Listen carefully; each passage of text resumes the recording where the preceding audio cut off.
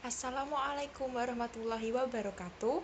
Perkenalkan, saya Darin Alia Husniyah dengan NIM K8420009 dan rekan saya Ika Fitriani dengan NIM K8420034.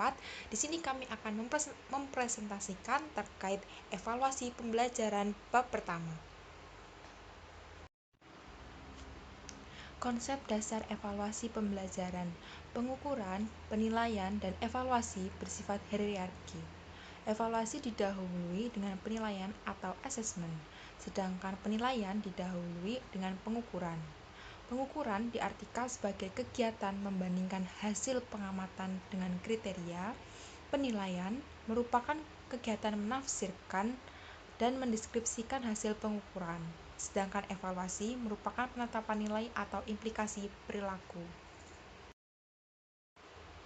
Berdasarkan rumusan tersebut, ada beberapa hal yang perlu dijelaskan lebih lanjut, yaitu yang pertama, pembelajaran adalah suatu program. Ciri suatu program adalah sistemik, dan terencana. Sistematik artinya keteraturan. Dalam hal ini, pembelajaran harus dilakukan dengan urutan langkah-langkah tertentu, mulai dari perencanaan, pelaksanaan, sampai penilaian. Yang kedua, setelah pembelajaran berproses, tentu guru perlu mengetahui keefektifan dan efisiensi semua komponen yang ada dalam proses pembelajaran. Untuk itu, guru harus melakukan evaluasi pembelajaran. Begitu juga ketika peserta didik selesai mengikuti proses pembelajaran. Tentu saja mereka ingin mengetahui sejauh mana hasil yang dicapai. Untuk itu, guru harus melakukan penilaian hasil belajar. Yang ketiga, pembelajaran bersifat interaktif dan komunikatif. Interaktif artinya kegiatan pembelajaran merupakan kegiatan yang bersifat multi arah antara guru, peserta didik, sumber belajar, dan lingkungan yang saling mempengaruhi, tidak didominasi oleh satu komponen saja. Sedangkan komunikatif dimaksudkan bahwa sifat komunikasi antara peserta didik dengan guru atau sebaliknya. 4. Dalam proses pembelajaran, guru hendaknya dapat menciptakan kondisi-kondisi yang memungkinkan terjadinya kegiatan belajar peserta didik. Kondisi yang dimaksud antara lain memberi tugas, mengadakan diskusi, tanya jawab, mendorong peserta didik untuk berani mengemukakan pendapat, termasuk melakukan evaluasi dan penilaian. Kelima, proses pembelajaran dimaksudkan agar guru dapat mencapai tujuan pembelajaran dan peserta didik dapat menguasai kompetensi yang telah ditetapkan. Tujuan atau kompetensi tersebut biasanya sudah dirancang dalam perencanaan pembelajaran yang berbentuk tujuan pembelajaran, standar kompetensi, kompetensi dasar, dan indikator. Untuk mengetahui sejauh mana peserta didik mencapai tujuan pembelajaran atau menguasai kompetensi tertentu, maka guru perlu melakukan tindakan evaluasi. A. Pengukuran dapat diartikan sebagai kegiatan mengukur sesuatu. Dalam dunia pendidikan, pengukuran merupakan proses pengumpulan data melalui pengamatan empiris dan erat kaitannya dengan tes dan penilaian kualitatif. Sehingga, hakikatnya, mengukur adalah kegiatan membandingkan satu dengan yang lainnya. Adapun 3 macam pengukuran yang bersifat kuantitatif, yakni yang pertama, pengukuran tidak untuk menguji sesuatu. Yang kedua, pengukuran untuk menguji sesuatu. Yang ketiga, pengukuran untuk menilai. Data kuantitatif berupa angka dan notasi yang dapat diukur. Adapun kriteria data kuantitatif yakni sebagai berikut. Yang pertama, kuantitatif tanpa pertimbangan. Disusun hanya memperhatikan dan membagi interval bilangan tanpa memperhatikan hal lain. Yang kedua, kuantitatif dengan pertimbangan. Disusun memperhatikan aspek lain selain interval bilangan. Pada dasarnya, pengukuran pembelajaran hanya dapat dilakukan oleh tenaga profesional seperti guru, instruktur, dan dosen yang menempuh jenjang pendidikan tinggi. Lanjutan dari pengukuran yang berarti menilai sesuatu. Dalam dunia pendidikan, penilaian umumnya dilakukan setelah tes atau ujian. Menurut Mardapi tahun 2004, terdapat 2 acuan dalam penilaian, yakni norma dan kriteria. Acuan norma beranggapan bahwa kemampuan individu dapat digambarkan dengan distribusi normal. Biasanya digunakan untuk mengetahui posisi individu terhadap kelompoknya, sedangkan acuan kriteria digunakan untuk menentukan kelulusan individu dengan membandingkan hasil yang dicapai dengan kriteria yang sudah ditentukan. C. Evaluasi merupakan kegiatan untuk mengetahui keadaan suatu objek dengan bantuan instrumen dan menggunakan perbandingan tolak ukur guna memperoleh kesimpulan. Evaluasi juga berarti proses sistematis yang bersifat komprehensif yang meliputi pengukuran, penilaian, analisis, dan interpretasi data untuk menentukan sejauh mana peserta didik telah mencapai tujuan pembelajaran. Pada hakikatnya, evaluasi merupakan keputusan tentang nilai suatu objek. Keputusan penilaian atau value judgment didasarkan pada hasil pengukuran atau quantitative description dan hasil pengamatan atau qualitative description. A. Jenis-jenis evaluasi pembelajaran. Yang pertama, evaluasi pembelajaran berdasarkan tujuan. Yang pertama, evaluasi diagnostis. Evaluasi diagnostik adalah evaluasi yang ditujukan untuk menelaah kelemahan-kelemahan peserta didik beserta faktor-faktor penyebabnya. Yang B, evaluasi selektif. Evaluasi selektif adalah evaluasi yang digunakan untuk memilih peserta didik yang paling tepat sesuai dengan kriteria program kegiatan tertentu. C. Evaluasi penempatan. Evaluasi penempatan adalah evaluasi yang digunakan untuk menempatkan peserta didik dalam program pendidikan tertentu sesuai dengan karakteristik peserta didik. D. Evaluasi formatif. Evaluasi formatif adalah evaluasi yang dilaksanakan untuk memperbaiki dan meningkatkan proses belajar dan mengajar. E. Evaluasi sumatif.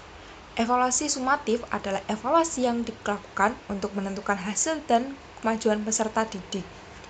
Yang kedua, jenis evaluasi berdasarkan sasaran. Diawali dengan evaluasi konteks. Evaluasi yang ditujukan untuk mengukur konteks program baik mengenai rasional, tujuan, latar belakang program, maupun kebutuhan-kebutuhan yang muncul dalam perencanaan. Kemudian evaluasi input. Evaluasi yang diarahkan untuk mengetahui input baik sumber daya maupun strategi yang digunakan untuk mencapai tujuan. Kemudian evaluasi proses yang ditujukan untuk melihat proses pelaksanaan baik mengenai kelancaran proses, kesesuaian dengan rencana, faktor pendukung, dan faktor hambatan yang muncul dalam proses pelaksanaan dan sejenisnya. D. Evaluasi hasil atau produk. Evaluasi yang diarahkan untuk melihat hasil program yang dicapai sebagai dasar untuk menentukan keputusan akhir, diperbaiki, dimodifikasi. Selanjutnya, saya akan menjelaskan mengenai jenis evaluasi berdasarkan objek dan subjek. Yang pertama, berdasarkan objek. Ada evaluasi input, yaitu evaluasi terhadap peserta didik yang mencangkup kemampuan, kepribadian, sikap, dan keyakinan.